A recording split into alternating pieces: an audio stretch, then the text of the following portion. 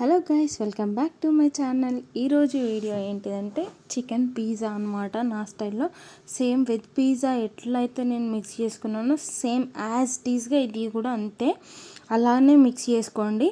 ఆ వీడియోని చూడండి. చూసినాక నేను అన్ని మెజర్మెంట్స్ మీకైతే చెప్పిన దాంట్లో సేమ్ అలాగనే కలుపుకోండి. కలుపుకున్నాక నేనైతే ఫస్ట్ అయితే ఒక 50 గ్రామ్స్ అంతా చికెన్ అయితే తీసుకున్నా. కొంచెము తీసుకొని దాన్ని చిన్న చిన్న పీసెస్గా కట్ చేసుకొని దాంట్లో కారము, ఉప్పు, గరం మసాలా, అల్లం పేస్ట్, ఆయిల్ అన్నీ వేసి మంచిగా మిక్స్ చేసుకొని ఒక 10 మినిట్స్ పక్కకు పెట్టిన తర్వాతకి ఒక ప్యాన్ తీసుకొని కొంచెం ఆయిల్ వేసి అది మొత్తం డీప్ ఫ్రై చేసుకున్న చికెన్ని నీట్గా మంచిగా ఫ్రై చేసుకోండి. మంచిగా ఉడకబెట్టుకోండి. ఆ వాటర్ అంతా ఇరిగిపోయేలాగా ఫ్రై చేసుకోండి. మంచిగా నేను ఎట్లా అయితే ఫ్రై చేసుకున్నానో సేమ్ యాజ్ టీజ్గా అలాగే ఫ్రై చేసుకోండి.